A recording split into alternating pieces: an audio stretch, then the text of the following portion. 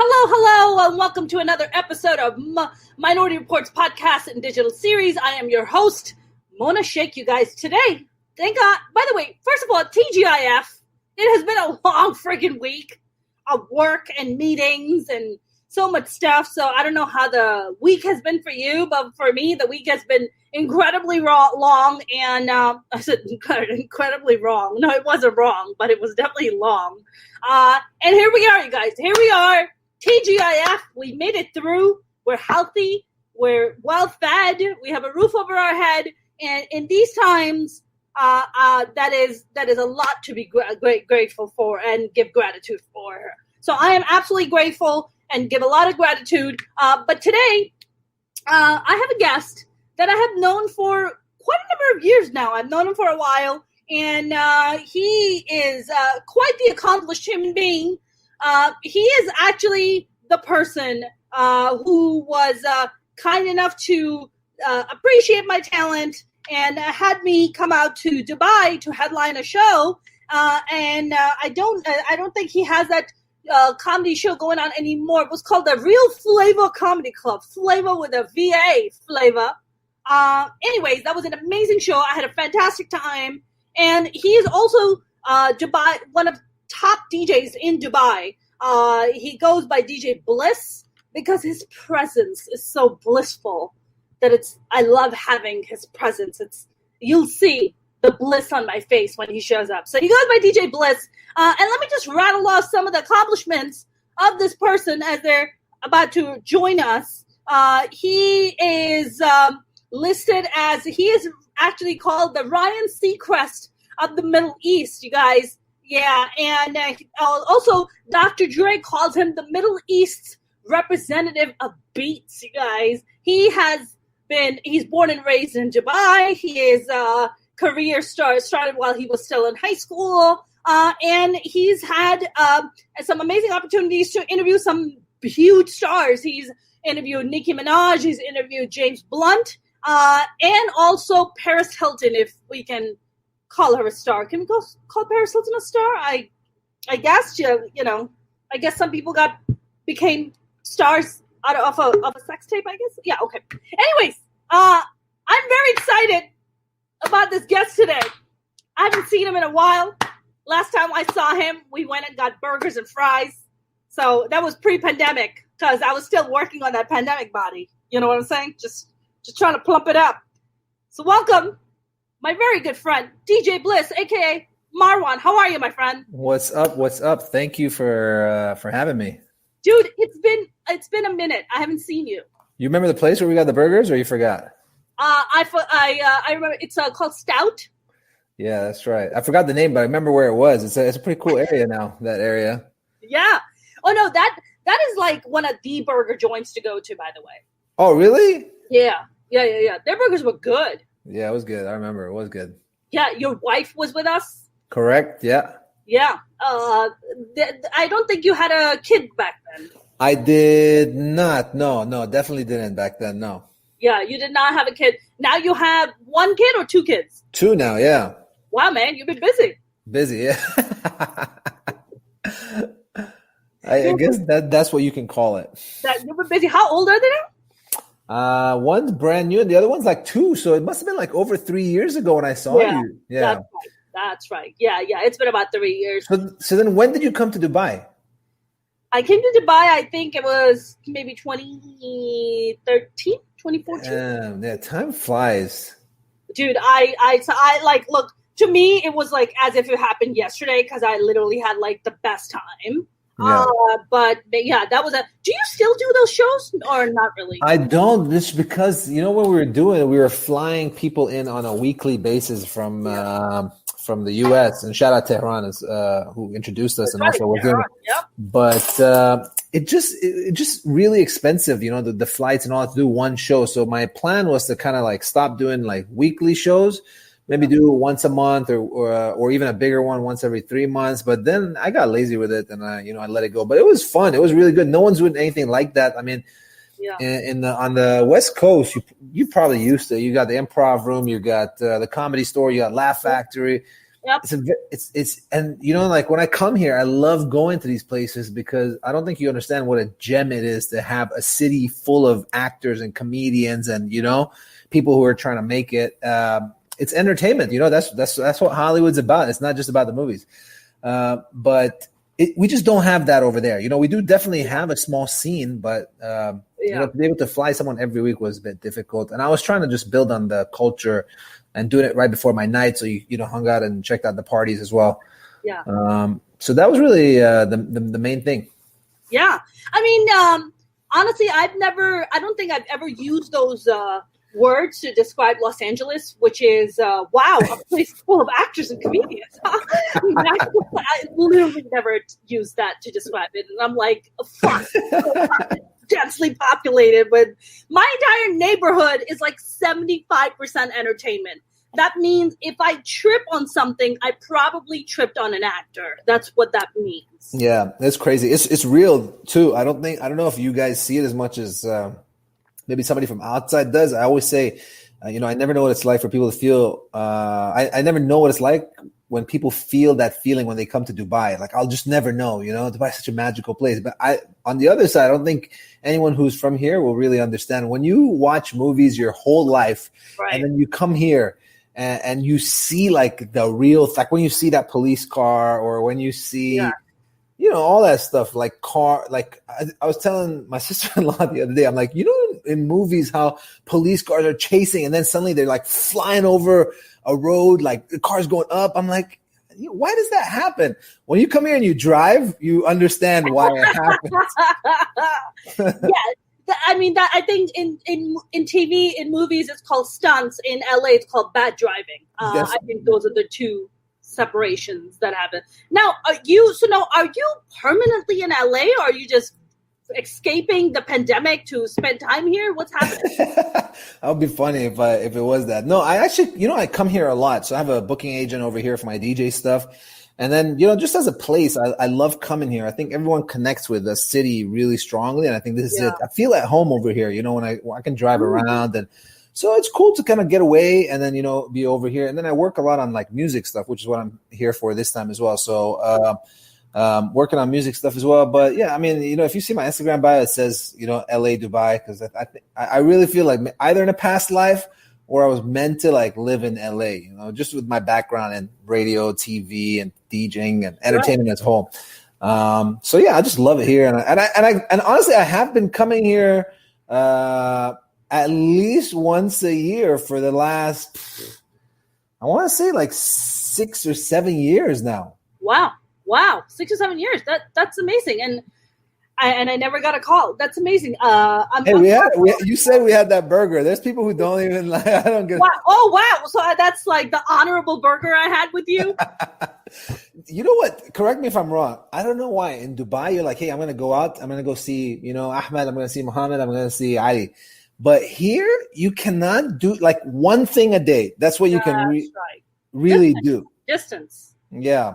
It's massive. I mean, Los Angeles is massive. Like, just to go from, and right now it's a pandemic, so the roads are a lot usually open. But my God, in traffic, dude, you could be sitting in traffic just to go from here to Manhattan Beach for like hour and a half. Easy. That is true. That's very true. Oh, by the way, we also, I saw you at the Comedy Store one night as well. Oh, you did? When was that? Yeah. On one of those trips too. Oh, really? Yeah, I remember thinking, "Oh my God, what am I doing in this place?" I'm so when you first get off the plane, you come here, you're super bougie. Like if you're coming from Dubai, you're like, "What? Where's valet?" Valet? No, there ain't no valet at the Comedy Store. No, there's no valet. There's go park your ass yourself. Is what we have. I just actually got an offer for a show at the Comedy Store yesterday. Nice. And I'm going to be the host of this brand new show that they're putting out at the Comedy Store. Nice. What's it called? Or you can't say. Shit Gets Real. That's what it's called. Shit Gets Real. Oh, really? It's a storytelling show. So are you allowed to now do comedy again, stand-up comedy, or still no? No, it's not stand-up comedy. So it's more kind of sitting down and storytelling. So it's Right. we're gonna have live audience that's gonna be sitting outside in the patio, and we're gonna be behind the huge window, and it's gonna be also on Zoom. So Nice. yeah. So I think they're just trying to do the whole social distancing and everything. So I mean, how are things in Dubai? I mean, have the cases been crazy in Dubai? I mean, what's happening there? They're saying about 1,000 cases a day, but the death rate is very low in Dubai, and it's super controlled. Like I know over here they're enforcing it, and I see a lot of people wearing masks, but sometimes I'm seeing people who are not wearing masks, and so like stores are pretty like, hey, can you wait outside, 2 people at a time, and things like that. But as a whole, not everyone's on board. But the problem with this virus is that even if it's not, we're 90% of us on board, that 10% can just fuck everything up. That's sorry. Correct. Can we swear or we can't swear? Say whatever the fuck we want. Yes. Wow. So this is maybe the first time I'm doing something like, that other people watching where I've sworn. That's an exclusive for you. I mean, thank you. We need imported cursing. So please. So what I was saying is that 10% can really, fuck things up. And I don't think people understand that concept very well. The UAE, though, they do. You can't even go to Abu Dhabi right now without a negative test. So Abu Dhabi, the capital, is being super strict. And then on top of that, Dubai, you cannot go nowhere without a mask. Social distancing still super important. Wow.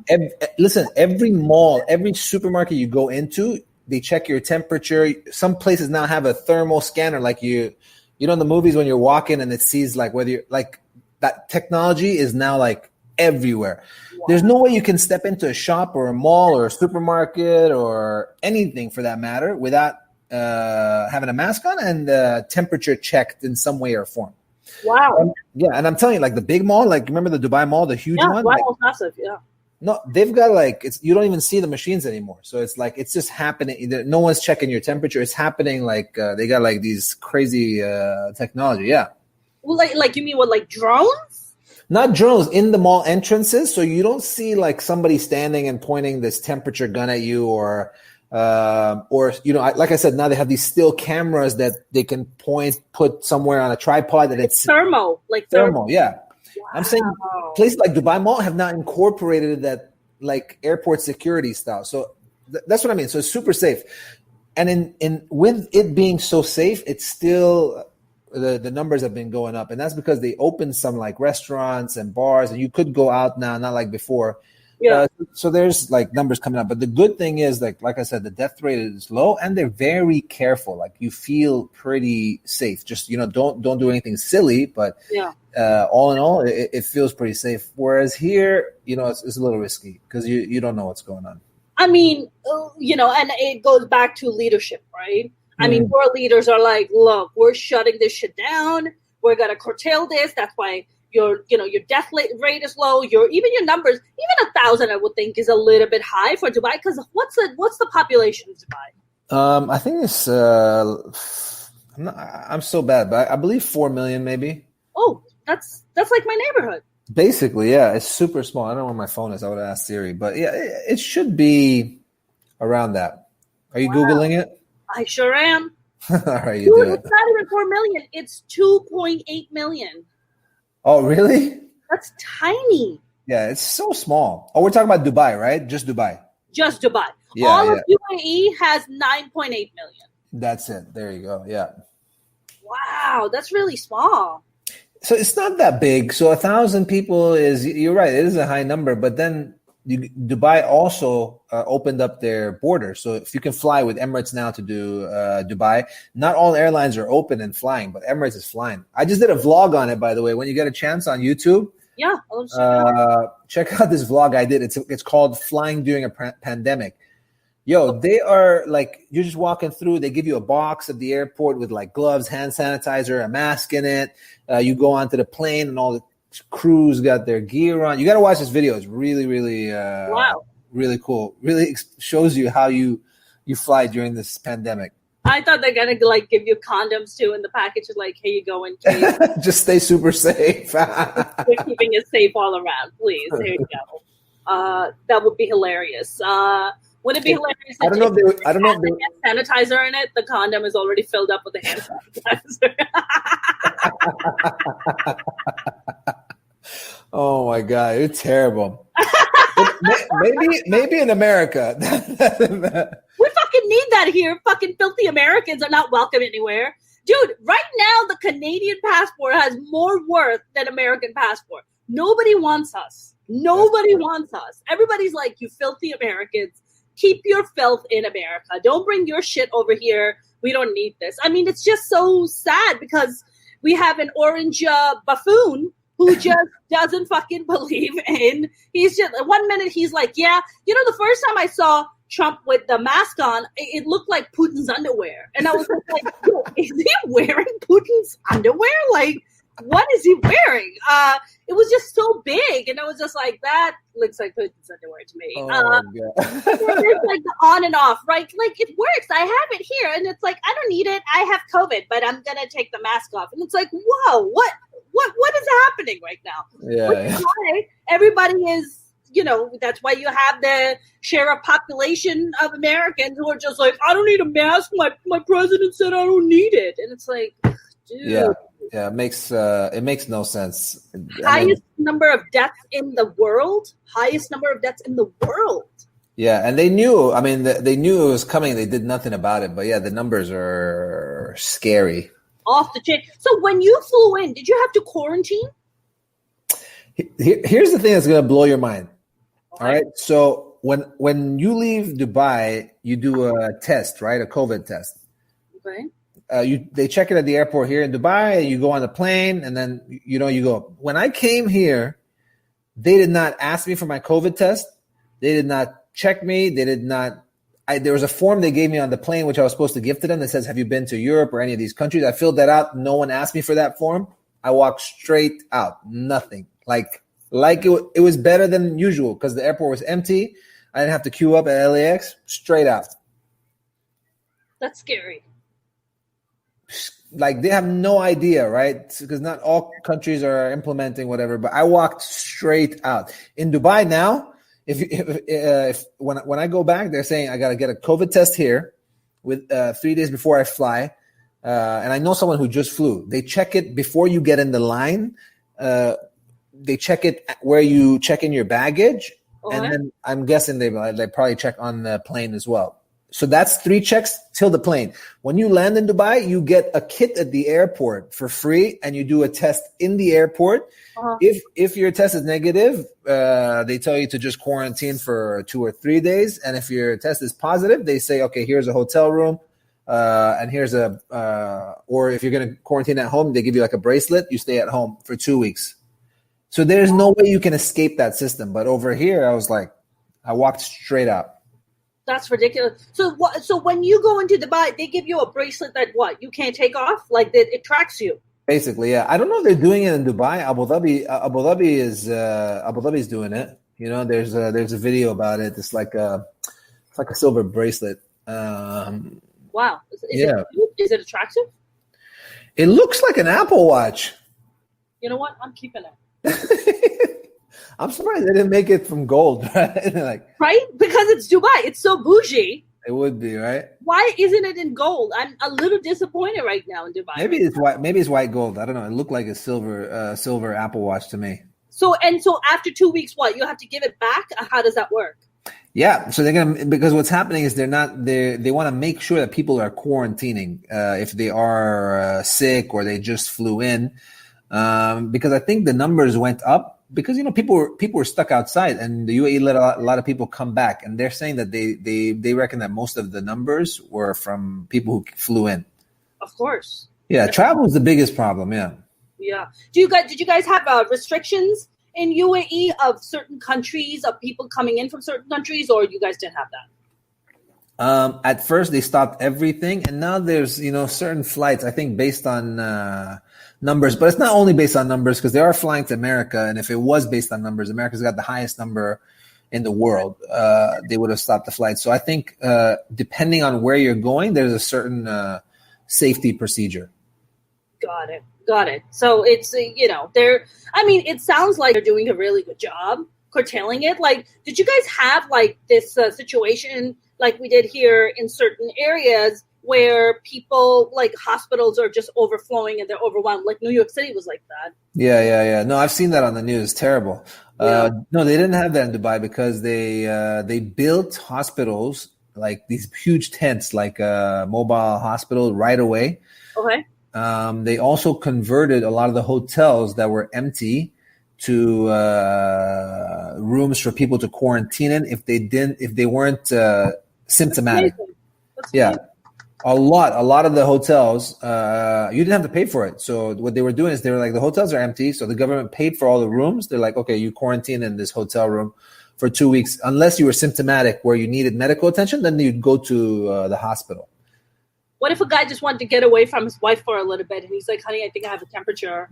Well, he'd just have to get the Rona and get 2 weeks at the hotel. Not even get the Rona, just fake it. Just take some heat packs, put it on his forehead, and be like, "Yo, I'm gonna need 2 weeks away from you, honey." Oh. You don't want the Rona from me. I love you. Possible. Anything is possible. Just dudes like escaping their wives and stuff. It's like So wait, so when you're in these hospitals these hotel rooms, are you getting served like free meals like 3 days? Yeah, 3 meals a day too. That sounds like a bit of a baller life for 2 weeks. I know, yeah. I've seen videos of it. Like they put a chair in front of your door. They come and check your temperature every day. Your food, they put it outside your door, and then they knock on your door, so you come take it later. It's all disposable cutlery. Like they have the show is so organized. It's crazy. Wow, man! It sounds like it's something that should be in America, but sadly it isn't because we have the orange ape running the show here. And he's just fucking ruining everything, you know. He thinks that if Russian hookers pee on you, and then you're fine, and you know it doesn't work for everyone. Marwan, it doesn't work for everyone. The golden showers don't pay off for everyone. You know what I'm saying? Oh my god, it doesn't work that way. Man, it's crazy. Like I'm yet to meet someone who's like, yo, he's a good guy, you know, like. But if that's the case, how does he win? Like, I really don't get it. He won in the past. He ain't gonna win this one. I mean, already Rupert Murdoch, the fucking head of Fox News and the horrific media that they have, he came out and said that Biden's gonna win in a landslide. He just came out and said that. Oh, really? Mm-hmm. Yeah, Biden's gonna. I mean, look, Biden's numbers are already up just from last night's town hall. Did you get to watch that at all? I did. I saw snippets online, but I didn't really. I mean, they asked Trump about QAnon. Do you know what that is, QAnon? That's the clip I saw actually, and then he's like, "I denounced this and that," and like that's a clip that I saw. So, what is QAnon? He's like, I don't know what they're fucking conspiracy theorist assholes. They're basically dudes who never get laid. They've never seen a pussy in their entire fucking life. Okay. They don't even know what it looks like. They won't even know what to do with it if they saw one right up front. And they basically come up with these bullshit ass theories about, like, one of the conspiracy theories they came up with is that Democrats are running a underground pedophile ring. That's one of the theories that they have out there. And where are they running it out of, Marwan? Drum rolls, please. Out of fucking pizzerias. Pizzerias? Like, pizza and pedophilia doesn't really go together. I don't know if you've heard. Let me get an order of that pie with some, pepperoni and pedophilia on it. Like, nobody's ordering that shit. Like, what the fuck are you talking about? It's ridiculous, Marwan. And you're serious, right? Yes. She even came out and asked him, the interviewer who was running the town hall for Trump. She was like, look, one of the biggest QAnon conspiracy theories is that they believe that Democrats are running an underground fucking pedophile ring. And he was like, oh, I don't even know what QAnon is. It's like, motherfucker, you retweeted their shit. What do you mean you don't know who the fuck they are? What do you mean you retweeted their shit? He's like, I do know who Antifa is and BLM. Shut the fuck up. Like, seriously, shut the fuck up. I mean, this man, he just has to go, dude. I mean, he's destroyed the economy. Everybody's struggling. 1 out of 5 small businesses are going out of business. I mean, it's just horrific. It's horrific, man. It's and not to forget about the deaths that are taking place. He's got to go. He's really got to go. What is the sentiment of Trump in Dubai, in UAE? Or do they like him? Do they not like him? What is that? It's, I mean, what he does doesn't really affect us. So, so I don't think anyone, has a feeling per se. Yeah. But, it's these kind of things like what you just said, like that comment, when you hear stuff like that, it's very unusual to us to see, from our side, to see a president of the United States act this way. You've never seen it before. No, he destroyed that image. He destroyed that perception. Like, our standing in the world is really dwindling because of him. Yeah, I feel like, if to put it in perspective, I feel like all the other presidents were like actors in movies and TV shows, and this guy's like a YouTuber who just came out and it's like, yo, that's exactly the sort of perception, like it's the concept or the personality is so like right. You're like, it's entertaining. It's almost entertaining. And that's what, and when I say the in comparison to a YouTuber, because that's what happened, right? When YouTubers start doing stuff, what's a good YouTuber? Someone who makes you think, oh my God, like how did they even do that? That's right. And that's what's going on, I think. I think, honestly, I feel like it's an insult to YouTubers because to me, he's more like a MySpace guy. He's a MySpace guy. That's who Trump is. Dude, he comes from a fucking reality show. Like, you're fired. Like, that was his tagline. Like, and I cannot wait on November 3rd for Americans to be like, you're fired. Because you're about to lose your job, motherfucker. Like, outside, goodbye.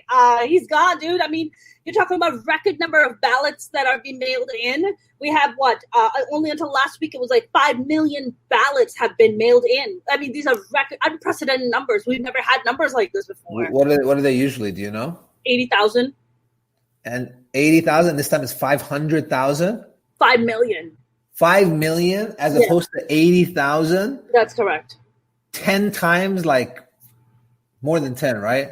Listen, I mean, this is just, I mean, look, you and I clearly are in entertainment and we're not math people. So we'll just go 10 times on that one.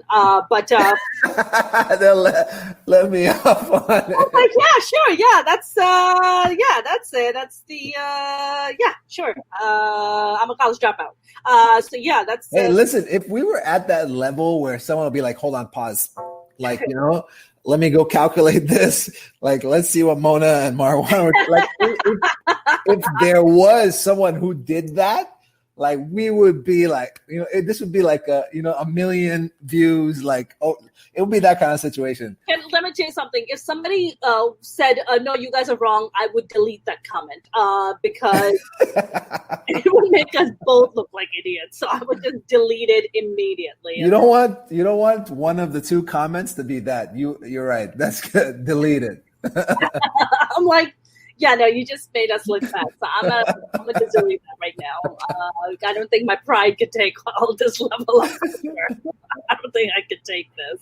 No. Yeah, man. I mean, we're in friggin' trouble, man. I mean, I don't understand now because of the pandemic and everything. You guys, are the restaurants are all outdoors? I mean, the gyms are outdoors. Like, what are you guys doing about that? No, a lot. So everything is open again. All the restaurants are open, and this social distance between all the tables, that's the only thing you have to have.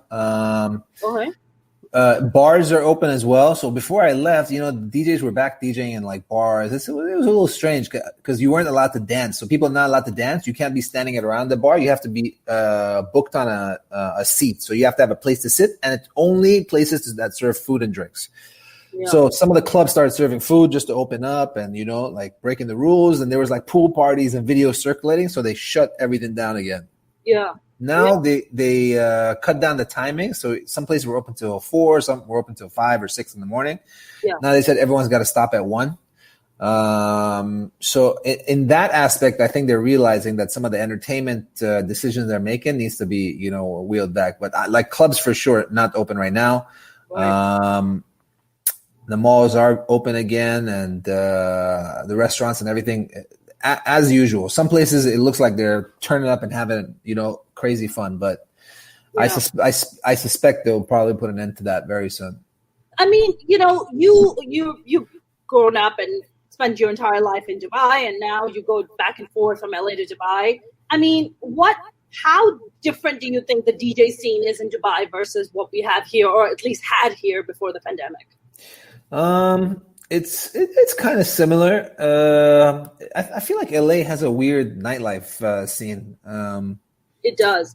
Yeah, I mean, it closes early. That's one, and then the other thing is, I feel like the fact that Vegas is so close. I think that's really where all the parties are entertainment. Like, it's crazy to me that there's not one Vegas style club in LA. I don't know. It says something about maybe as Dre's. We have Dre's in Hollywood. You have Dre's over there? Yeah, we have Dre's in Hollywood. Yeah. I mean, but just as a whole, like, I've been to One Oak over here. I've been to, I've played a couple places over. Did you go to Bootsy Bellows? No. Very high end, all Khaliji boys. Is it? But it's a small place, right? It's kind of small, yeah, but it's all like smaller Khaliji boys showing up with their cars and their fancy bottle service and just trying to bring as many bitches as they can to the table, but they won't drink a sip of alcohol because they're Muslim. It's like, so you're here for the pussy, but you can't drink. Am I understanding this correctly? And then Ramadan, you're going to go fast for 30 days and then come back for some more puss? Is that what's happening? Okay. Did you spill your water? What happened? Oh my God! No, I just like nearly fell off my chair. I mean, but I'm just trying to keep it real right now. Yeah, I know. It's like I once dated this Turkish Muslim guy, and we would drink and party and do everything in between under the sun. And then came Ramadan, and he was like, "Yeah, I gotta fast for 30 days." I was like, "Sorry, what?" He's like, I gotta pass for 30 days, so we have to keep our distance. I'm like, get the fuck out of here right now. I'm like, like God doesn't know what you've been doing for fucking 11 months. Stop it. Stop. Look, let me give you my take on this. Okay. My take on this is, you're right. Whatever I mean, look, this is that one's a pretty extreme, and I will address it. But the other side of it is the fact that it's not only about that. You can't be bad, you can't swear, you can't. It's a whole cleanse. All right. So this is an important part. Now that part, I don't know. Like I said, how I'm going to address it will make sense. But look, the other stuff, I tell people, you can't be bad all year and then be like, I want to cleanse for a month. This whole cleanse is supposed to try and make you better, right? You stop eating and you start appreciating that. You stop swearing and then slowly, you can start. So that's what it's for. The problem is, you're right. I don't think you can just be however you want 11 months a year and then be different for 1 month. But it's supposed to help you, get back to that, and then bring you closer to that. I think is the most important. And then the other thing is it's a cleanse. That word.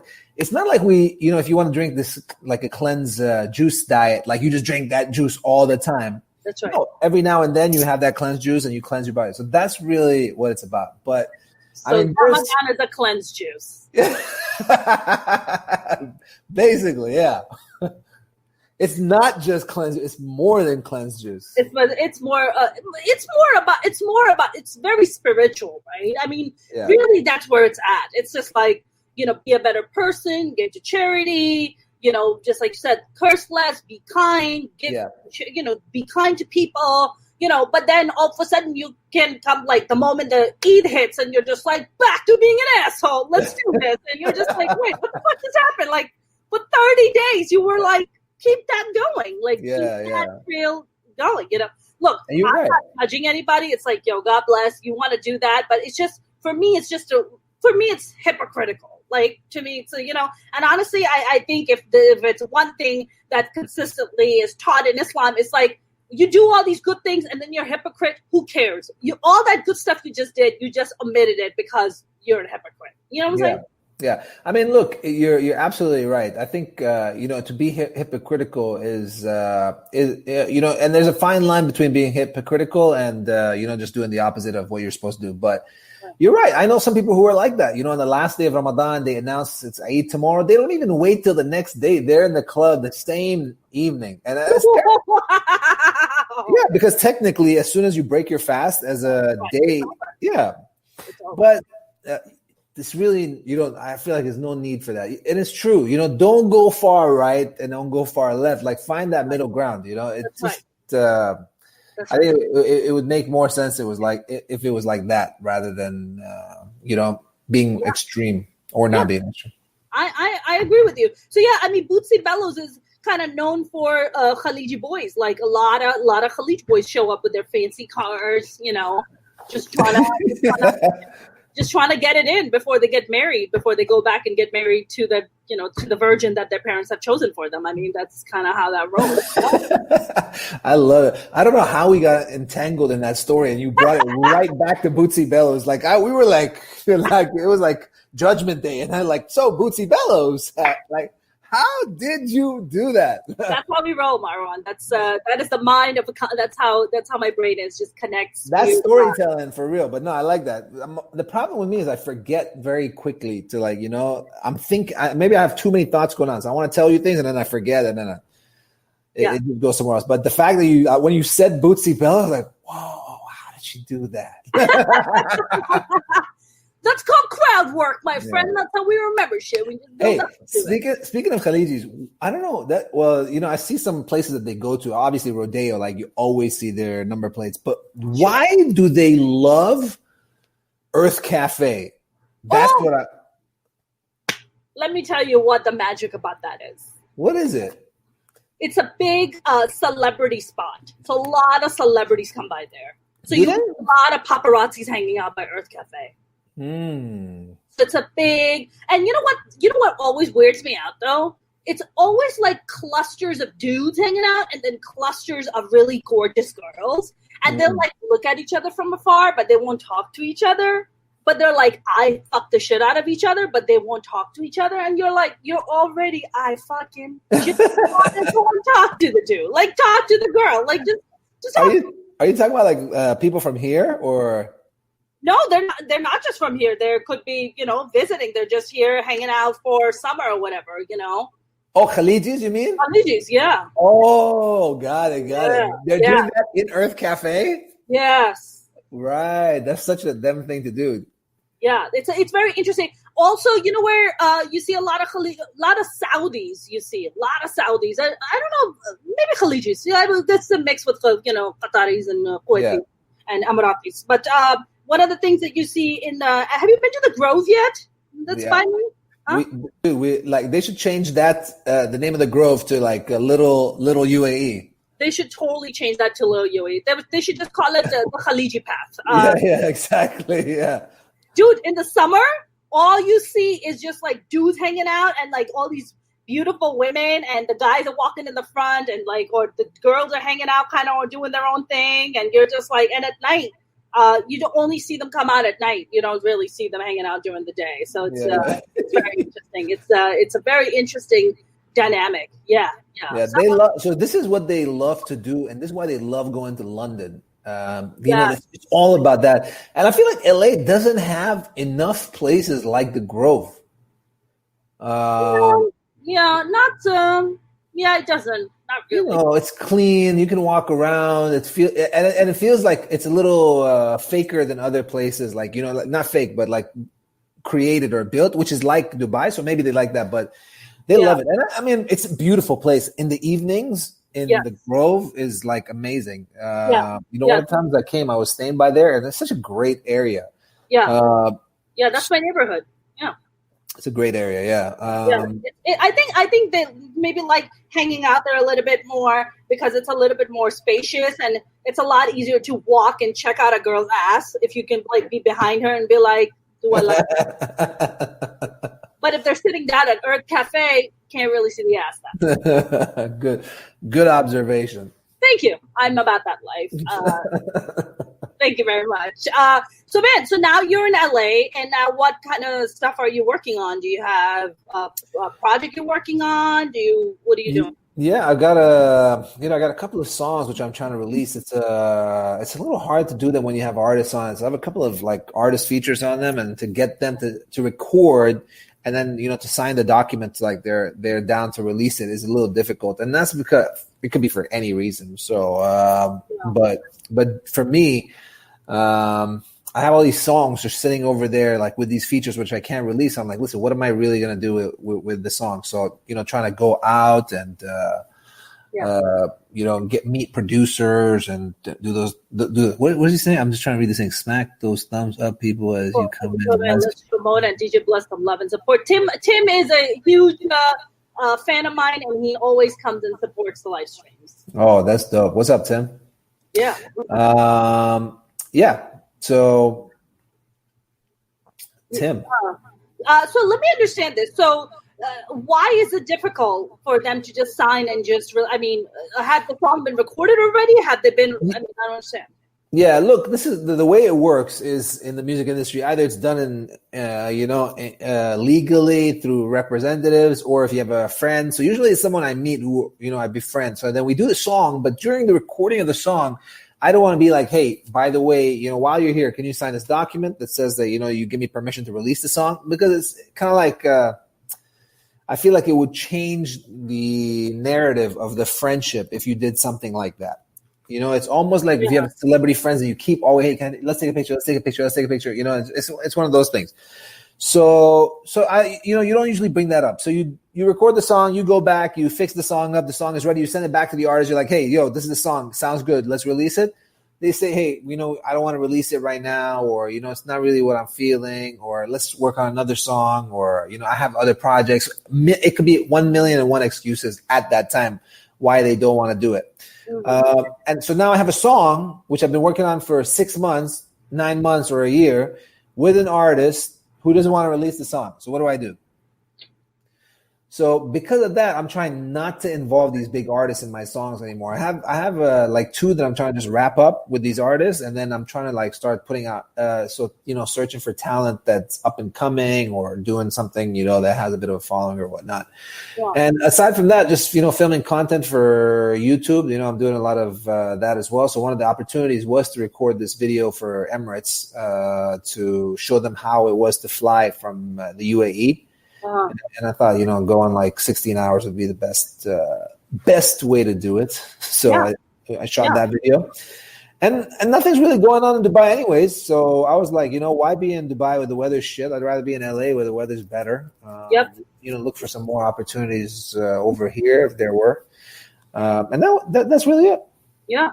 No, that's cool, man. I mean, I feel like, when you start recording with these artists, with the bigger ones anyway, you guys don't have, is this based more of like a friendship, or is it like, hey, here's a contract, we're going to be releasing it so-and-so, or is it more like, what, I like you, Marwan, because I like your tinted glasses that you have on, and I'm going to come and record the song with you? So sometimes it's like that, and like I said, all the options you mentioned, it could be each and every one of them. Yeah. So I'll give you an example of the songs I've done before. So I did one, my first song with a guy from Canada called Cardinal Official. Yeah. Yeah. Recorded the song, sent him the beat. He recorded, sent it back to me. I liked it. I'm like, yo, let's put it out. He's like, yeah, let's put it out. We did you do a split, like who gets what from the song.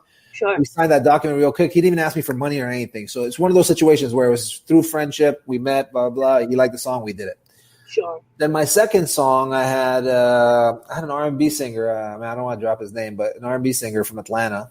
I've known him for a while. Like, we were pretty good friends. Like, I'd take him out, drive him around the city and all that. Yeah. So I had the song, and it was already written. So he just had to sing it. So I sent it to him. He's like, yeah, I like it. I'm going to sing it and send it back to you. He sung it. He's like, oh, I need to book out the studio over there. Can you pay for it? I was like, all right, shit, I thought you were balling, but I'll pay $300 for a studio session. Pay for a studio session for him to record the song. And then they messaged me and said, oh, he needs a couple of more hours. Can you pay? I was like, fuck, yes, just fucking do it. send me the songs, the hook, and then I got a verse from a rapper called Mims. And then I booked this R&B singer to be in Dubai the day we were shooting the music video. So he can be in it. Because I was hitting him up like, yo, you ready to go? Roll, blah, blah, blah. He comes to Dubai. I hit him up. He's like, yo, speak to my manager. So we sort everything out before I come down for the video shoot. We're at the video shoot now. So I speak to the manager. He's like, hey, so, I just spoke to whatever, the singer. He wants to know how much he's getting paid to come down for the video shoot.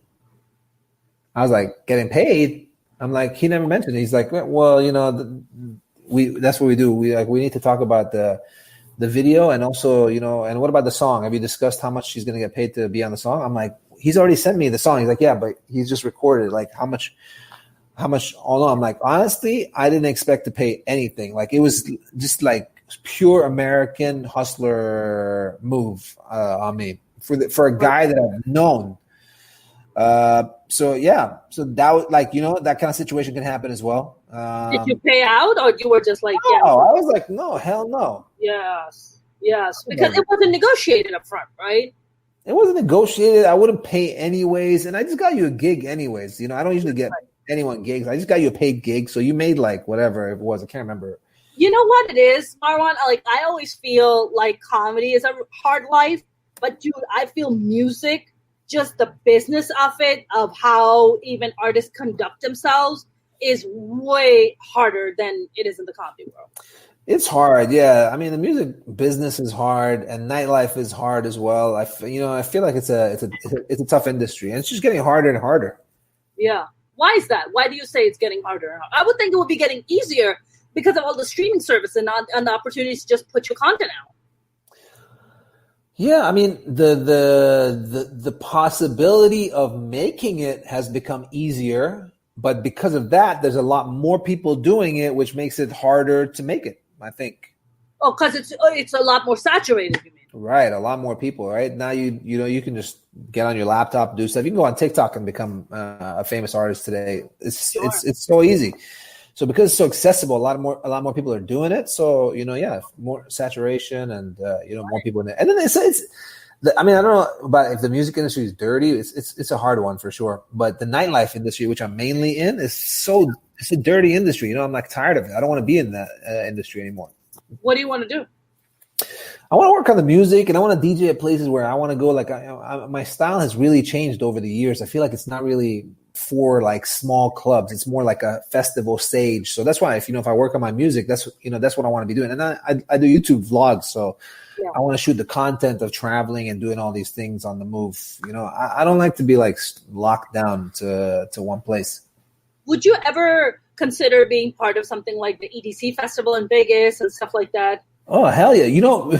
Before Corona hit, like the week that they announced all the cancellations, one of my gigs got canceled. I was supposed to be on the main stage of Ultra.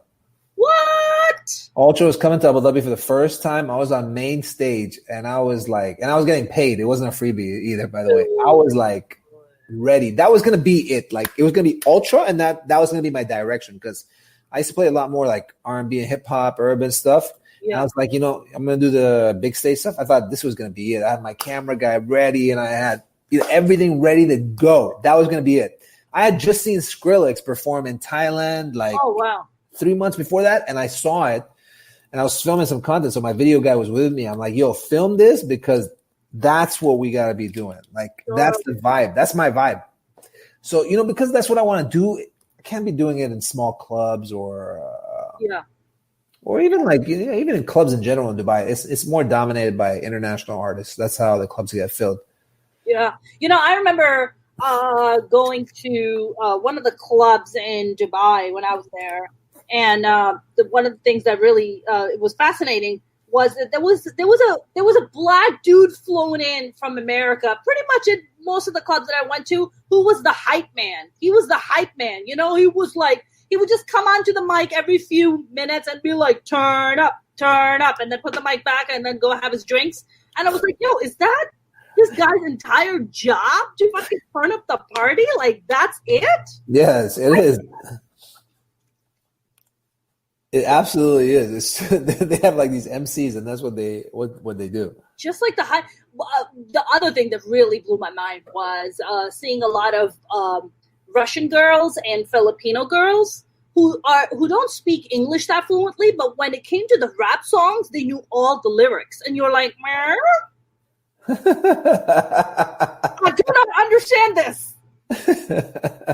I just heard you speaking, and it was a little bit broken up, but then you were reciting all of Jay-Z, so it fucking blew my mind right now. It is true though, but that's how I think a lot of people learn, like from movies and maybe like music or whatnot. I mean, look at me. I never lived outside of the UAE. I didn't even go to like an American school. And when people hear me talk, they're like, "Yo, like, did you live here?" Like, they always give me a hard time at immigration. They're like, "Hey, did you study here?" I'm like, no. He's like, "Did you go to school here?" I'm like, "No." College, like, course. I'm like, "No." That's true. That's very true. It's funny. I was going to actually ask you that because I was reading, kind of your background. So we've been, I've known you for a while, but I didn't Wikipedia you, but I had to Wikipedia you. And I was just like, oh my God, Marwan is like born, bred, raised in Dubai. Like is your home base. Like that is, you didn't come to the US and study and then go back. You've like done all your education. So what did you go to school for? What did I go to school for? Yeah. Like what did you major in? Like what was your college in university? In university, right? So I studied like computers and like it was like business information technology. So part business, part computer. Yeah. I mean, it was just like the thing to study, and I was like, whatever. I didn't do nothing related to that ever in my life. Literally nothing. Did you do it because your parents expected that of you? I didn't know what I want to do. It was the thing to, like everyone said, this is where, is the right direction to go. Yeah. And then lo and behold, like when I graduated, I didn't realize that half of the India and all that whole subcontinent over there all had that same frame of mind. So by the time we all graduated, there was like a guy sitting in his, in an office in India who can like program a website for $100, where if you wanted to hire me, it was like $10,000. So that's where that's what the real problem was, like literally. That's right. Yeah, outsourcing, man. I mean, it's just so much cheaper if I can get Parvesh to do it versus Marwan. Yeah, for sure. Sorry, Marwan. No offense. No, none take. But Parvesh is saving me money so I can go buy some weed. You know what I'm saying? Like, probably, yeah, exactly. I mean, we're talking about like, hey, I'm saying like, hey, $100. You can go on. There's a website that was made for these guys. It's called Fiverr. You know why it's called Fiverr? Because you paid $5. I was actually just talking to a comedian friend of mine. She's like, "Oh yeah, my boyfriend got his logo made for $10." I'm like, $10? She's like, "Yeah." I'm like, that's cool. Was it animated? Did it come outside and feed you popcorn? Because the going rate is $5. It's just $5. It's like, put 5 on it. I got 5 on it. I think that's how they came up with Fiverr. Hey, the funny thing is that there's not a lot of things that you can get for $5 anymore on Fiverr. You know that? That's true. I mean, unless you go to like Wendy's, they have a 5 for $5 deal. Oh yeah, it's really good. I had Arby's yesterday. I got sucked in because that what? That's a negative on that. Did you like it?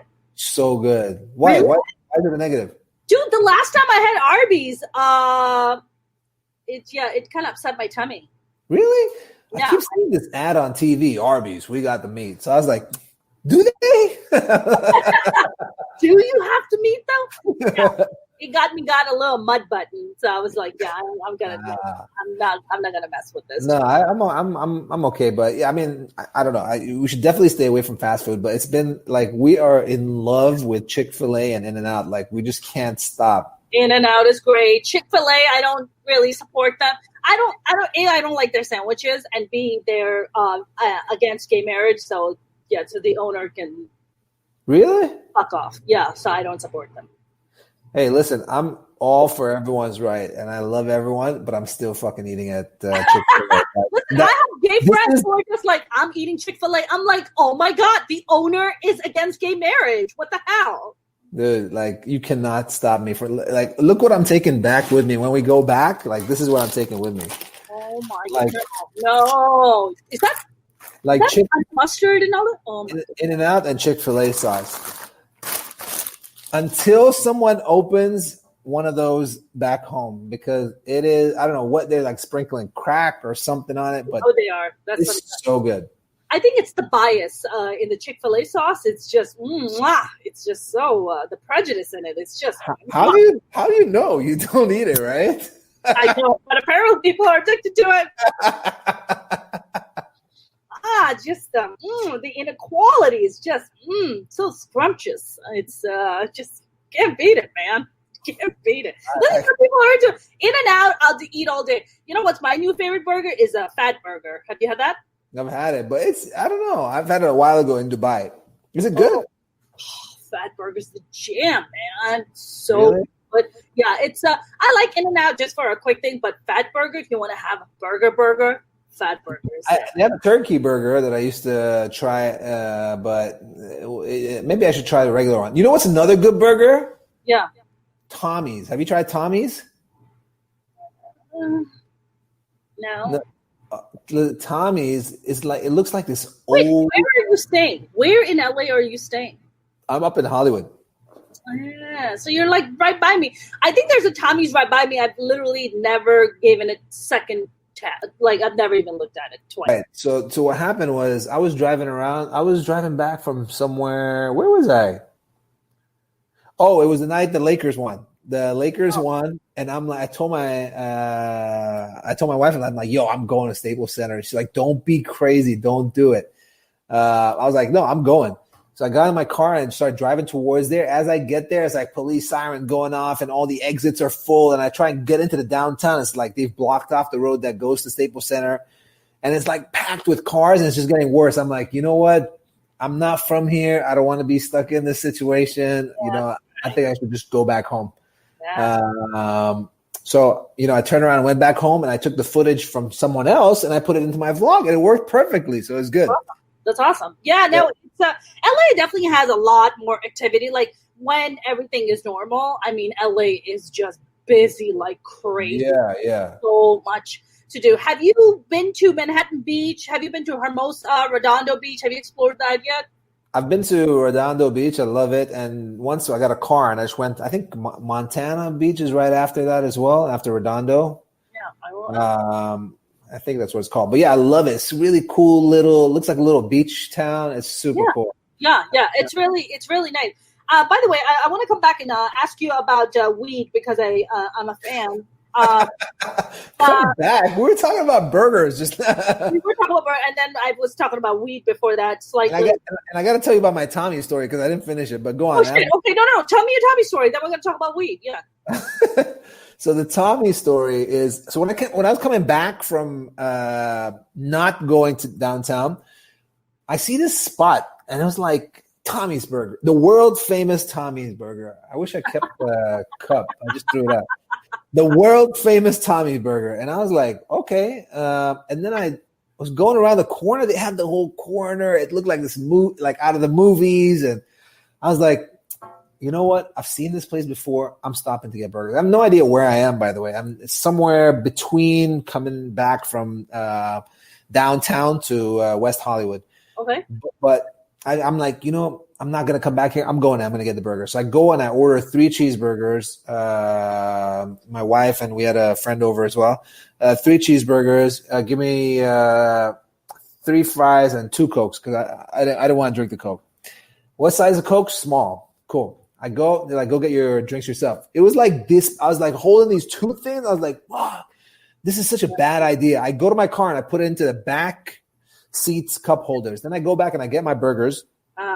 And when I get my burgers, I saw a guy eating his burger. And you know chili, the chili that they put on hot dogs? Yeah, was falling out of his burger like chili. I was like, that looks good. Why are you making that face? Sorry.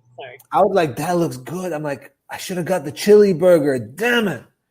So I go back to the counter. I'm like, hey, listen, you know, I ordered 3 cheeseburgers, but I want to get a chili burger. He's like, oh, no, all our burgers have chili in it. I was like, Yes. Oh, wow. So I get it. And then I drive all the way home and we try it. I loved it. Like they had chili fries and they had chili in the burger. It was a delicious burger. Like really? It was really, really good. I want to go back and try the hot dog because I think they put the same chili on the hot dog too. But here's the funny part. So we try it. I think it's great. My wife thinks it's too heavy. It's too much going on in it. The next day I'm driving around a neighborhood that's close to us where my agent's office is, and I see Tommy's Burger there. So I drove that food and drink in the back of my car back like 20 minutes because I'm like, I keep seeing this Tommy Burger, and I think it's far from me, but I guess they have different spots around town. But the burger, if you like chili, like it is delicious. Really? See, I'm not a big chili person. Like, it has to be like winter time for me to enjoy, and we don't really have winter in LA per se. Yeah. What's the lowest is going to be? Like 55 degrees, boo, freaking who? For somebody who grew up in New York City, this is not winter. Like, This is why I moved here, because I didn't want that winter anymore. You grew up in New York? Yeah, I grew up in New York. Grew up in New York City, yeah. Yeah, I lived in New York City for, 15 years. Yeah, New York is cool. I like it, but just in small doses. Like, I can't really I can't drive there. No way. Nobody in their right mind could drive there. I mean, it's just New York City is freaking ridiculous. But like, honestly, after 15 years, you're just like burnt the fuck out. You're like, I can't be here anymore. Like, I'm gonna fucking blow my brains out. I gotta get out of here, you know. But I want to talk about weed for a second because it's an important topic. First of all, do you smoke weed? No. Never. Have you ever smoked weed? No. Never. Is it like, what is it, like a personal preference thing, or just not going up with it, or religious thing?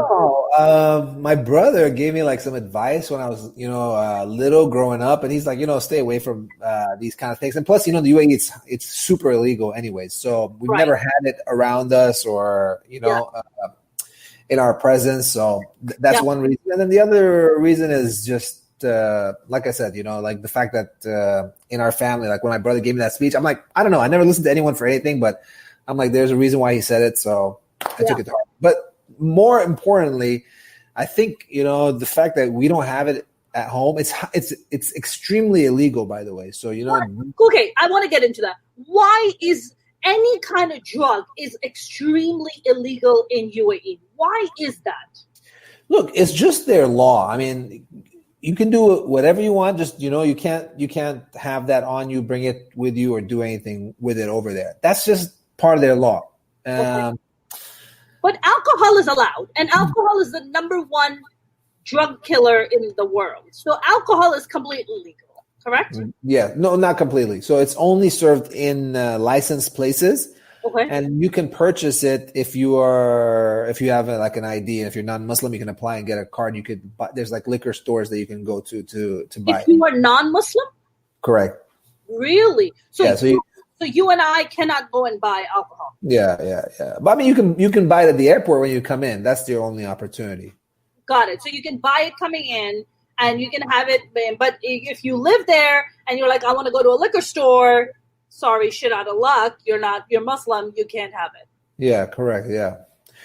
There's some like places that you can go, like it's a little further away and whatnot. But I mean, you can go if you drink, you can go to a restaurant, you can go to a bar, but you just can't take it out. You can't take it home. That's the only thing. Got it. So if you go to a restaurant and stuff, you get carded, right? You have to be 21? Yeah. You have to be 21. You get carded, and it's not a big deal. They don't ask you, you're Muslim, Christian. It doesn't matter. You're in a restaurant, bar, you can have it.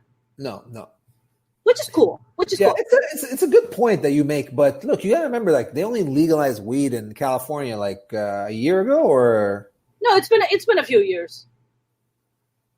Completely legal. Completely legal. Yeah, it's been few because it was medicinal first, and then people were coming up with techniques, and they're like, yeah. There was this Indian girl named Sona Patel. Okay, check this out. Okay, and she was like, I'm Sona Patel, and she's like in this hot white bikini, and she had this massive billboard in the middle of Hollywood, and she's like, I'm Sona Patel, and I can help you with your medicinal weed needs, and she became a millionaire writing prescriptions. Millionaire, dude. The doctor? She's a doctor. She was prescribing all these medicinal fucking weed prescriptions. Like, oh, hey, so people would show up and be like, I have a backache, but how bad is your backache? Here you go, prescription. Sana Patel. Yeah. Oh, yeah, dude. She made it bank. What happened to her? She fucking went out of business because they legalized everything. She's like, shit. Oh, right. I'm Googling her.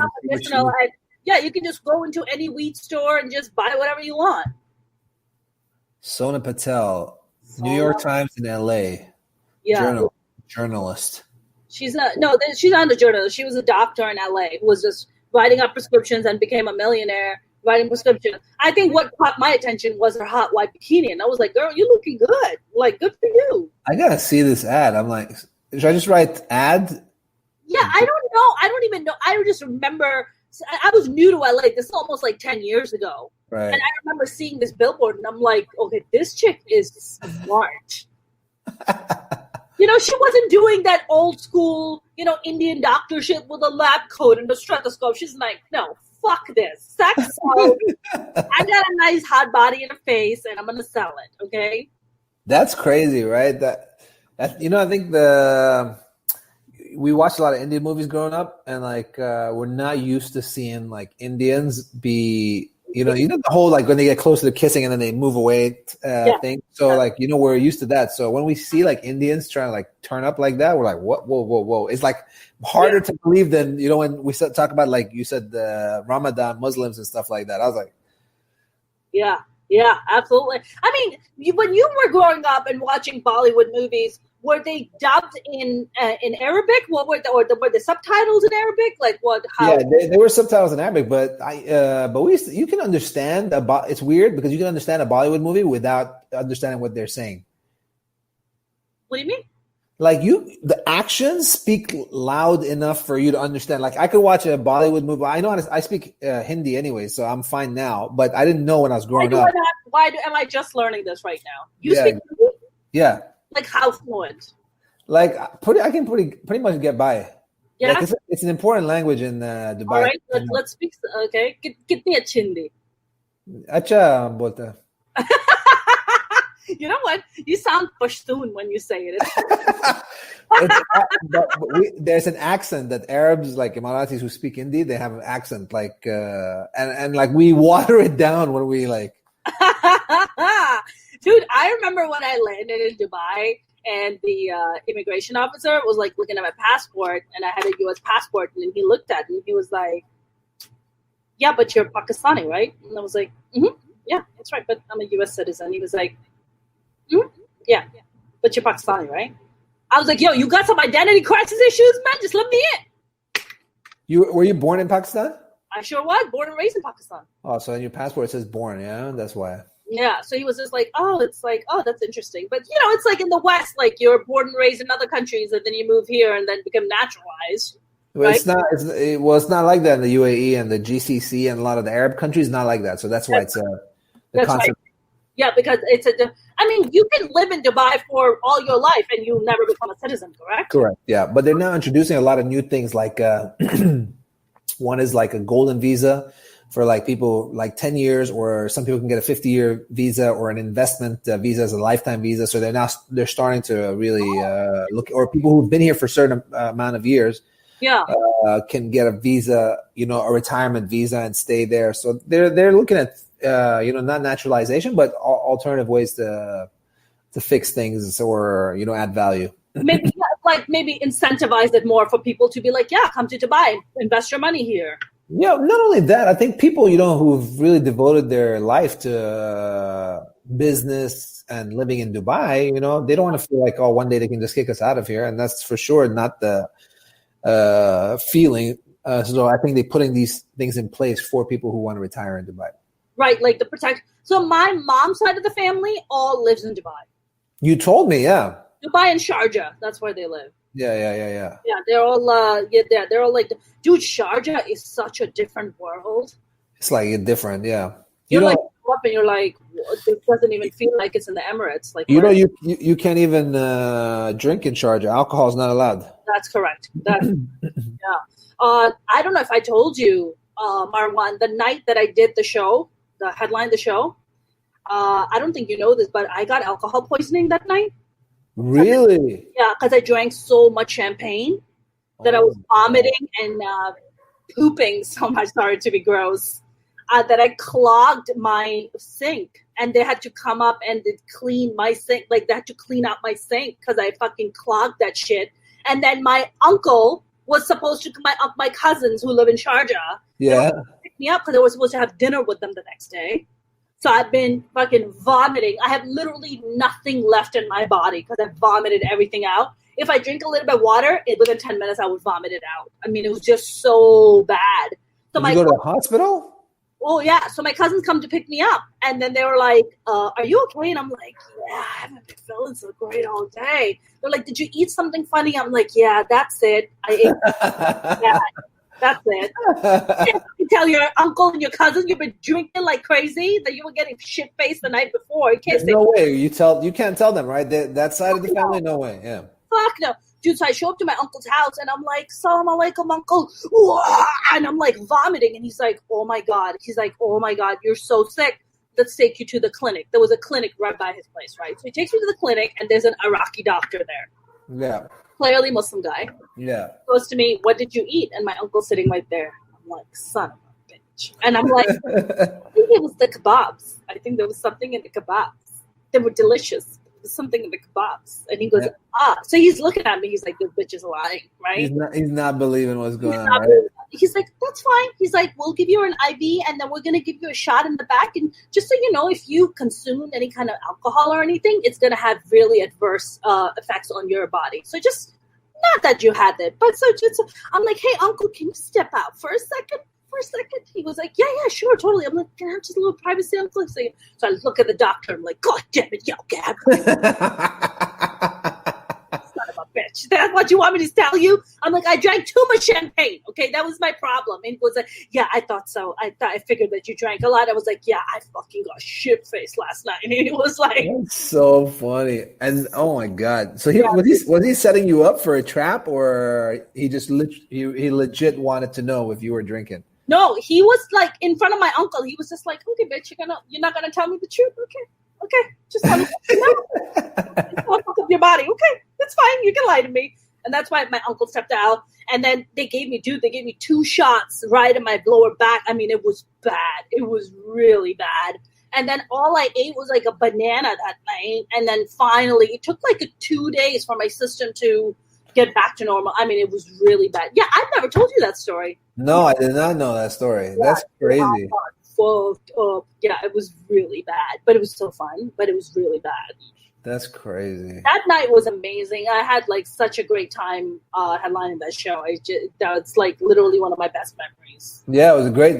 Because it's just like I said, because we don't have anything like that. You know, it was a cool thing that we were doing, and I just loved like great thing what you did, Marwan. That was a great show. Great show you put on. You did because we moved locations once. Did you do the Vanity Club or you did the Capital Club? I think it was the Capital Club that I did. Capital Club, right? Yeah, I did the Capital Club. That was I still have pictures of us like on the red carpet, the Real Flavor. Yeah, comedy club. Yeah. So when did you stop doing those? Like it's been a few years now, right? So I think that was around 2015 or 16, if I'm not mistaken, and I think we kept it going for a while. We actually left the venue, so we lost the venue first, and then, like I said, I was planning on doing it once in a while. I think when I go back, I'm gonna try and work on doing them on a regular basis, but not weekly. Like maybe once a month, and then bring out like 3 or 4 people, and that would be, right. Make more sense. And I think going back, I think with what's going on with this whole COVID thing, I don't think clubs going to go back. So people are going to look for alternative forms of entertainment. Are you guys? So one of the big things that's happening for comedy here is drive-ins. Big culture of drive-ins coming back because it's a lot safer. Dude, Improv is putting out $150 per car of 4 people. $150. No food, no drink. You just pull up in your car with 4 people in your car. $150 and then additional for food and drinks. Then you get out of the car, go buy your food and drink and bring it back to your car. And then you tune into the channel and there's a massive stage with drones or whatever. And there's a massive screen behind the comics and you get to watch the show. Really? Yeah. Because Tehran has been opening for Maz Jobrani. Oh, this is the one that happened in Anaheim? Yes, that's it. Yeah. $150, dude. Sold out. The shows are sold out. Crazy. People are gonna have that kind of money just fucking for $150 per car. Well, I mean, like I said, you haven't been going out clubbing or anything like that, so you've been saving a lot of money. So unless you're not working, I heard a lot of people are losing their jobs, right? Oof. I mean, unemployment is through the roof right now for us. It's really bad. Yeah. I mean, you're talking about skyrocketing unemployment. You're talking about, 1 out of 5 businesses are going to lose all their income. They're going to completely shut down. 85% of restaurants they're talking about are going to be really affected. I mean, look at these massive corporations like Hertz. Hertz went under. $91 billion they have to fucking file for bankruptcy. Damn, I bet that hurts. I think you should tweet this out there. I bet it hurts for a $91 billion bankruptcy. $91 billion, man. How the hell are they gonna? I mean, $91 billion, and that's just one. I mean, so many corporations. We had this whole scam with the PPP loans. Which were loans that were supposed to help out small businesses. And they ended up going to like these massive corporations and, friends of Trumpies who are all millionaires and billionaires. Like Harvard got a check of $20 million. What the fuck does Harvard need a check for $20 million for? Seriously, yeah. What do they need that money for? They've been making money off the kids forever. Right? And when they were asked, but they were told by the government, they're like, yo, you're going to give the money back. They were like, that's funny. Yeah. That's crazy. It's crazy. I mean, America is really something else right now under this kind of leadership. We're pretty screwed. In UAE, right? It's monarchy, right? It's all monarchy. Yeah. Do you think country? I mean, I'm sorry, get a little political, but do you think? Not sorry. What the fuck? We were getting political before. But do you feel like especially the Khaliji countries, do you think they will ever kind of step into that kind of democratic system? They would ever kind of walk away from the monarchy? Look, I wouldn't call it monarchy. It has its own name. It's a sheikhdom, right? It's sheikhs and the way it passes on. There is a system in how it works, and as it passes on as well, there's people who put in their votes, but there's more of a respect for people and what they're doing type of situation. You could never run for office. You could never be like, hey, I want to be the leader of Emirates. Yeah, no, that's true. But to answer the second question about whether it's going to be different, it actually already is. There are people really high up who make government decisions and deal with, foreign affairs and internal affairs that are not part of the royal family. So there are people who are there. Right? So the royal family are His Highness, and then all the people sort of in that bar, you address them as His Excellency, His or Her Excellency. Okay. So there is people like that, but it's not like the UK where we have a queen and then we have the prime minister. Sure. And then I don't know. So what's the American one called? Well, we're a democratic nation. So. A democratic? Democratic. Yeah, we're democratic. It's about for the people, by the people. I mean, it's all about voting. It's all about if you're a U.S. born person, you can run to become the president of the United States. You can go run for local politics. You can climb your way up to becoming a mayor. You can climb your way up to becoming a governor, a senator, a congressperson, so on, and then higher up and work your way to the president. I mean, very much like President Obama, who was a senator from Hawaii and then kind of worked his way up to become the president of the United States. Yeah. And then the UK is basically monarchy, right? Well, they have the monarchy, but they're more on the prime minister system, which is the same thing as the Pakistan. Pakistan is the same thing. The prime minister has more power than the president. The prime minister is really the more decision maker. It's a more like parliament. They have more of like a parliament system, but we have more of our, we have more checks and balances in America. So we have, our executive branch, and we have our legislative branch, and so on and so forth. We have our senator and Congress. Like everybody kind of gets to have a say. We have a checks and balances where nobody can just come in and just come and take the power. Right. Got it. Democratic Republic is the term. Right. That's what I thought, because it would be weird if it was only called Democratic when you have Democratic Republicans. Yeah. And the UK is a constitutional monarchy. Yeah. Thanks, James. Thank you. James is always here for the information. James is my Google. That's good. So that's how it works in the UAE. And look, it's really a good system. They take care of the people, and it's a place where something's got to be going on that's right, because we have 70 to 80% of the people who are in the UAE are not from there. They've come there to work.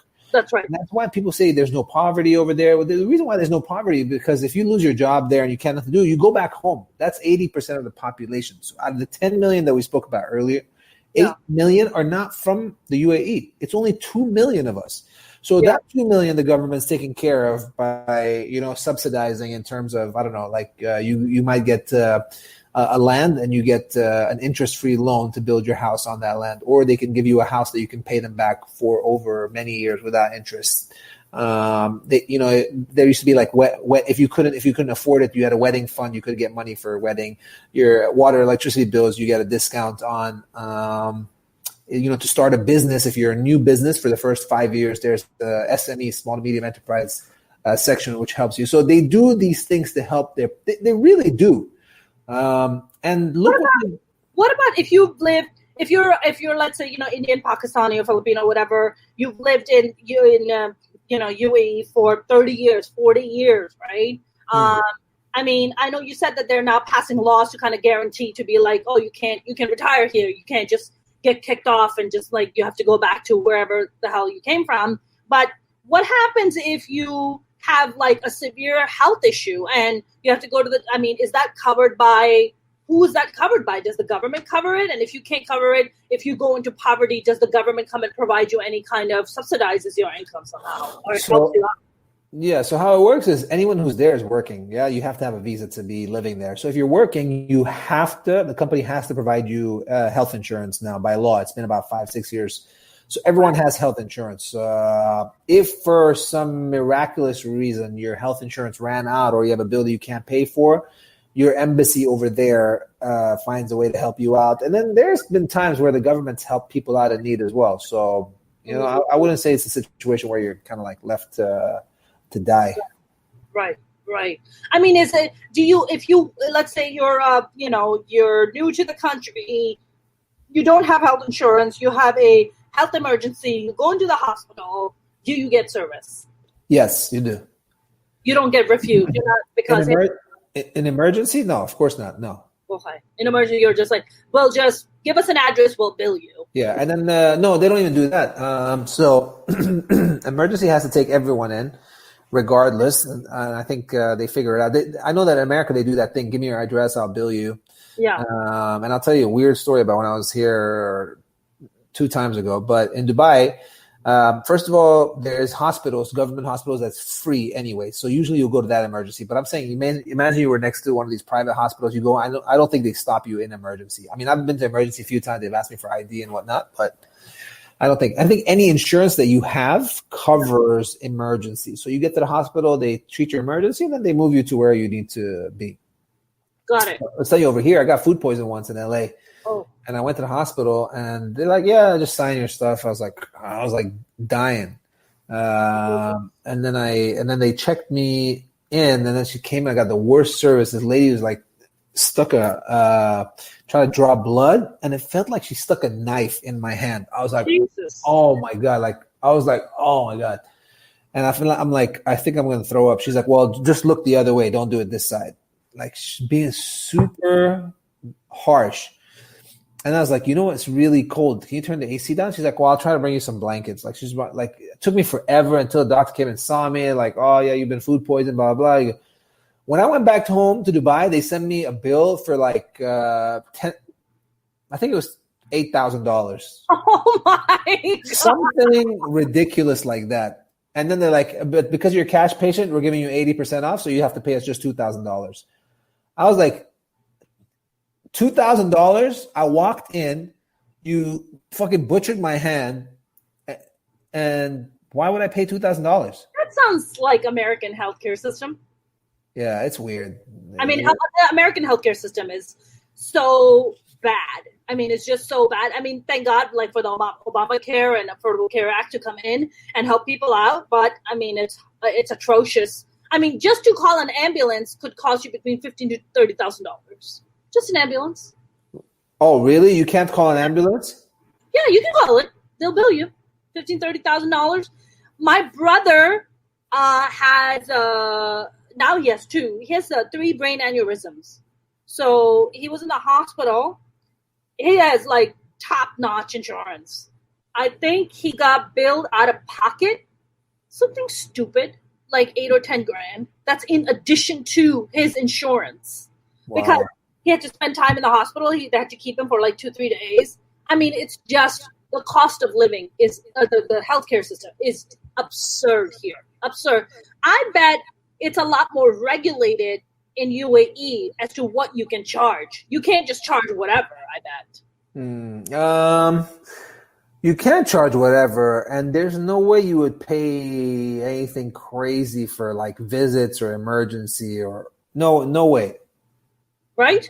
I mean, you would never get billed $8,000 to go into a fucking emergency in Dubai. There's no fucking way. No way in hell. $2,000 is like 7,000 dirhams. Like there's no way. Maybe to go into emergency. First of all, no way you pay for the ambulance, but maybe $100, let's say $200. The worst case, like to see a doctor in Dubai, like to go to a visit, like cash visit.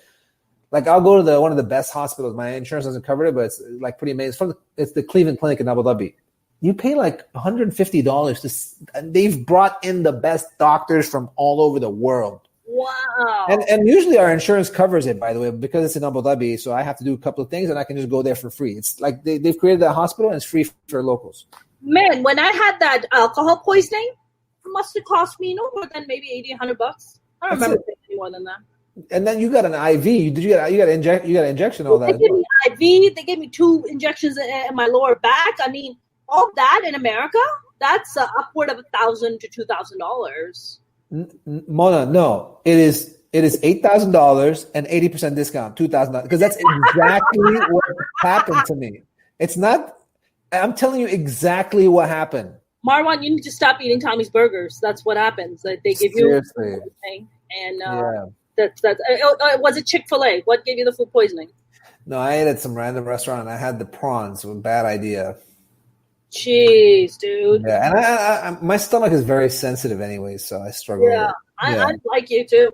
Tim said, I know someone that had a stroke and had to be flown in a helicopter to a hospital 70 miles away, got the bill in, it was $78,000. Jeez, my God. You see what I'm saying? Like, and this is like real. That's real. That's really, really, really real. If you make maybe $50,000, $60,000 a year and they did that for you, how long will it take you to pay that off? Like you're fucked. We have a credit system here, so your credit is screwed. You're done with. I mean, it's just what the way we have certain things set up is just super bad. So that really sucks. So now, what are you? So you're working on your stuff now. We're gonna start wrapping up. So what you're working on your stuff now, and how long are you here till? Are we gonna go have burgers again, or what? It's tough with this whole COVID thing. I mean, I might be out by next week, but if I have this project that goes on, I might stay another month. So if I stay another month, I could take you to Tommy's Burgers. And why did you give me the look when I said Arby's? Should I not be eating Arby's? I don't know, man. I just I don't think Arby's experience. I mean, I've eaten at Arby's. I didn't like it, but I don't know people who are very big on Arby's. But if you like it, enjoy it. I mean, they're advertising like all over the TV. I think I was just sucker. I fell for the. Listen, we got the meats. I'm like, do you? Do you though? You got the meats. I got the meat sweats. Right? You know what else I like? I like Fat Sal's. Fats, I've been meaning to go to Fat Sal's. There's one by me. I've been meaning to go. How is it? How are the sandwiches? It's pretty good. What'd you get? The meatball sandwich? What'd you get? The vegetarian burger they have is really good, surprisingly. I don't know why I even ordered. Fat Sal's to have vegetarian. True. I think it's called gerrymandering. I don't know. Ask him what's the number one seller, and then he'll tell you what it is. The one with, and make sure you don't have pork. It's not. Listen to me, Marwan. Do you eat pork? If you buy it with halal money, then it's halal. If you worked hard for your money, which makes it halal, aka kosher, then that pork is halal. So I'm guessing you eat pork, right? No, not on a regular basis. No. Okay, so I was in London and I came out and I was DJing this one night and I came out and the guy's like, "Hey, hot dog." I'm like, he's like, Habibi, hot dog. I'm like, "Oh, is it halal?" He's like, "Yes, halal." I'm like, "All right, cool, give us two." I moved around the side to start for while he made it. I saw a sign on the front of it. It said pork sausage. I'm like, "Hey, dude." I'm like, "It says pork sausage. How's halal?" He's like, "Habibi, halal, khalas. It's okay. One night, it's okay." I'm like, "No, not fucking okay." Wow, that's fucked up, man. That's not right. Yeah, that's not right. That's felt like he judged me because I came out of the club. You're like, damn. He's like, you're drinking and like, have some pork. You're right there. He's like, this guy. He only fasts 1 month a year. Yeah, exactly. 1 month a year, it's good. It's just okay. In Ramadan, you give some money. You give some money for charity, and you kill one goat, and that's it. Oh, let's. You were cleansed. Yeah, you were cleansed. You drink the cleansed juice, and then it's okay. You eat halal. Habibi, it's all good. I'm not ashamed of that. Yeah. Dude, it's so crazy. Man, Marwan, this was really nice catching up with you and chatting with you. Where can we follow you and where can we follow your blog? So the vlogs are on youtube.com/DJ Bliss. And make sure you check out this video I'm telling you about. You see how interesting it is to fly through an airport. Like I'm fully like through it up. On YouTube, it's DJ Bliss. And then on Instagram, it's DJ Bliss Dubai. All one word. Awesome. Well, I hope I get to see you before you head back. Yeah, definitely. And congrats on this show. This is like high production stuff. Like it says, there's a message here that says you're in the show and everyone can see and hear you. And I came in and did a test. This is how we're rolling, man. Keep it up. Keep it up. Thank you very much. I appreciate you. But I hope to see you. And man, this was a lot of fun. So stay safe out there and give my love to your kids and your family. Will do. All right. Take care. All right. Bye. Take care. Bye. That was the lovely and amazing DJ Bliss, a.k.a. Marwan. I hope you guys enjoyed that. I definitely had a great time and learned a lot about Dubai and how Emirates and how fucked up our healthcare system is. So that wasn't comforting. But anyways, this was great. I will see you guys on Monday with Mona's Rants. You guys, I have a very, very special guest on Tuesday. I have the lovely and amazing Doug Stanhope, who is willing to come on freaking Mona's Rants. I'm so excited. Have a great weekend. I will see you guys on Monday. If you haven't followed me on YouTube, please do. I'm Mona Sheikh Comedian. You can follow me on Twitter and Instagram at Mona's Comedy. I will see you guys on Monday. Have a great weekend. Good night.